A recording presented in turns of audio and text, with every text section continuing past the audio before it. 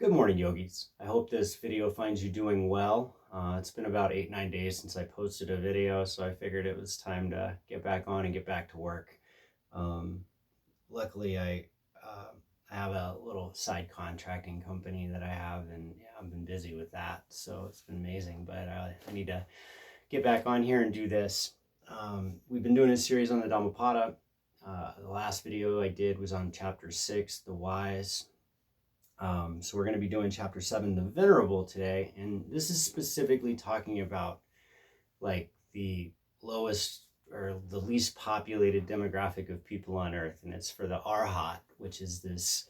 I'll give you an actual definition here, but the Arhat is someone who's completely ended suffering. They've eliminated all mental defilements, and they've attained nirvana, never to be born again. So this is just kind of telling you who they are and what they are.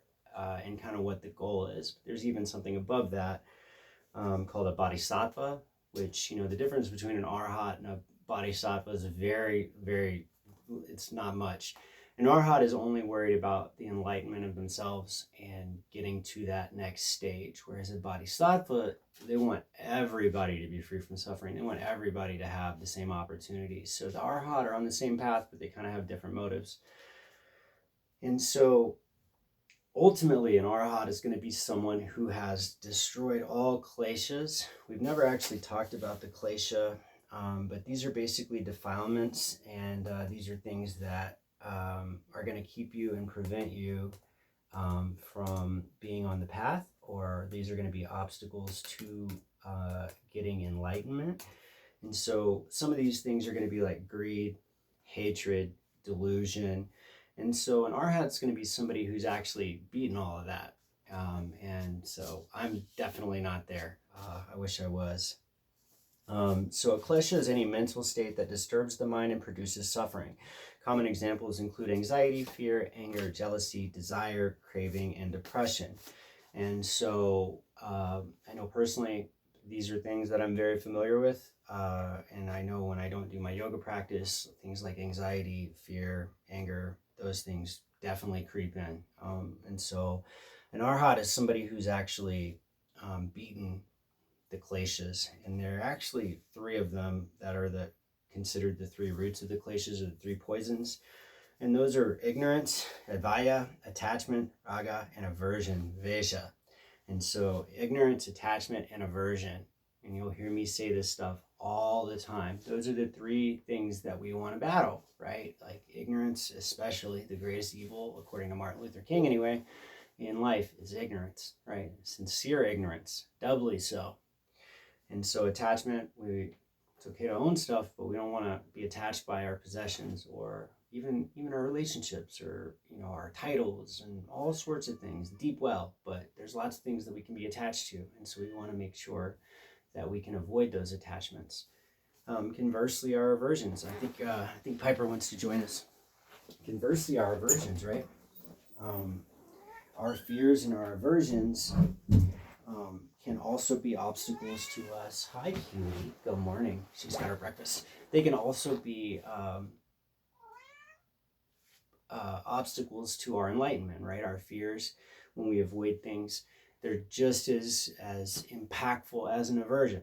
So I feel like I've talked too much already, but we'll just get into the text. But this is definitely talking about people that have been, they've been on the path, and so this isn't actually for everybody. So the Venerable, the Arhat, there is no suffering for him who has finished his journey and abandoned grief, who has freed himself on all sides and thrown off all fetters. They depart with their thoughts well collected. They are not happy in their abode. Like swans who have left their lake, they leave their house and home. So Arhats, they leave, right? Men who have no riches, who live on recognized food, who have perceived void and unconditioned freedom, nirvana, their path is difficult to understand, like that of birds in the air. Men who he whose appetites are stilled, who is not absorbed in enjoyment, who has perceived void and unconditioned freedom, nirvana, his path is difficult to understand, like that of birds in the air. The gods even envy him whose senses, like horses well broken in by the driver, have been subdued, who is free from pride and free from appetites. Such a one who does his duty is tolerant like the earth, like Indra's bolt. He is like a lake without mud. No new births are in store for him. And I'm going to come back to Indra in a moment, okay? His thought is quiet. Quiet are his words indeed. When he has obtained freedom by true knowledge, when he has thus become a quiet man. The man is free from credulity,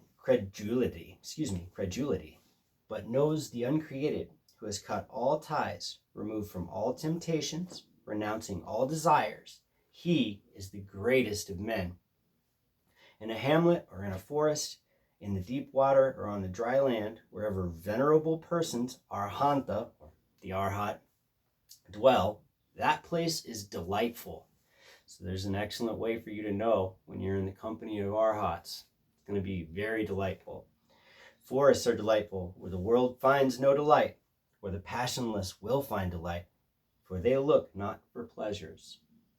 So a lot said there. Again, this is dealing for people that are like way down the path, and they're not going to be reborn again. They're in a totally different program than what most of us are on. And so it brings up this deity, Indra. And there's a lot to be said about Indra. Indra is the king of gods who rules storms like rain, and they run lightning, and rules war. Indra is responsible for restoring order when things become too chaotic. Indra rides a huge white elephant named Airavata. And Vajra is Indra's thunderbolt. And this is a weapon that nothing can withstand. So Indra has this really specific tool that they use. They end up having this cosmic battle with a serpent. And this is a Vedantic creation story. And so the Vedantic, I'm pretty sure, I may be wrong here, but Vedanta or the Vedas were written like 4,000 or 5,000 years ago. Very old literature. And when you get into Hinduism, you have kind of like in Christianity, you have Protestants and then you have Catholics, right? So you have these two kind of like philosophies. And in Hinduism, you have your Vedantic Hindus, and then you have your Puranic Hindus. And so they have kind of different ideas about things, and they have different kind of stories. And I tend to move towards Puranic Hinduism more. I really like those stories. I find it very cool. There's these books called the Cantos, and there's a whole lot of them. And it says some crazy stuff. Like they knew about atoms and stuff when they wrote this. Like they talk about it. And anyway, this literature really talks a lot about science and planets and like things that they shouldn't have known at those times. And to me, it's amazing because in the Western mind, we think of medicine and we think of all these things, and we like to act like we created all this stuff. But there have been solutions for a lot of things for a long time that maybe got forgotten.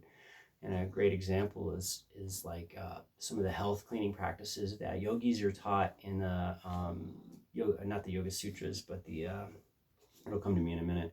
The Hatha Yoga Pradipika. It's another book that talks about something called Shat Karma and things like neti, cleaning out your nose and your nasal passages, was done, several thousand years ago, right? They knew how to do something that we do now that doctors tell you to do. They were doing it forever ago. Enemas and different, brushing your teeth and all these ways to take care of yourself, the yogis have been doing forever. I kind of got off my point.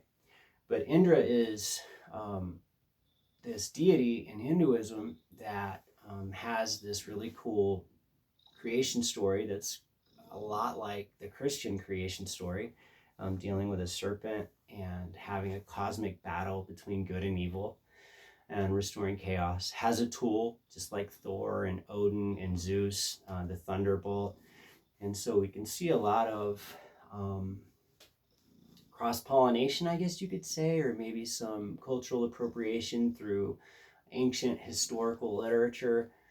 But I find it interesting that a lot of these texts have some of the more kind of common stories. And the Buddha's is the same, Christ was the king of Jews, right? He was constantly referred to as a king.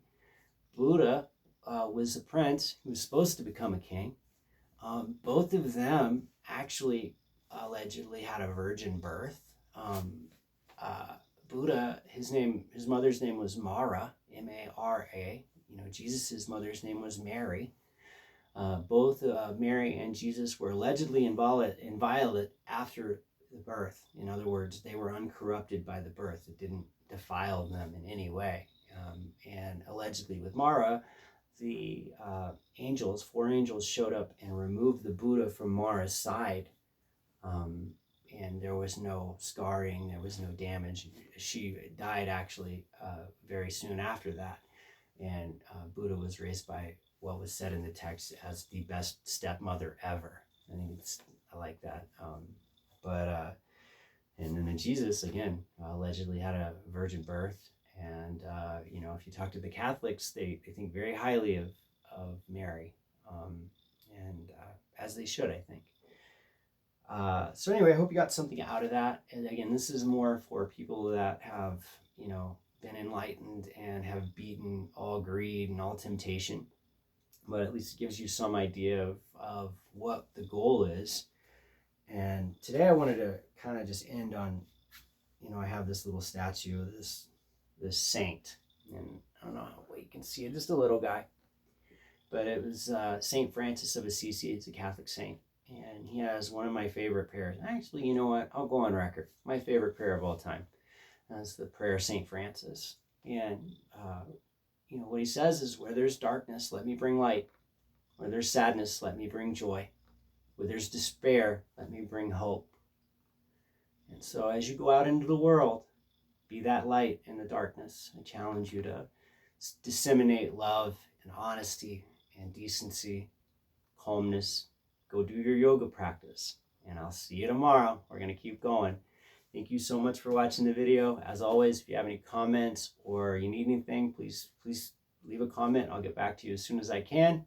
I'm going to go clean my yard now. Piper says hi, and namaste.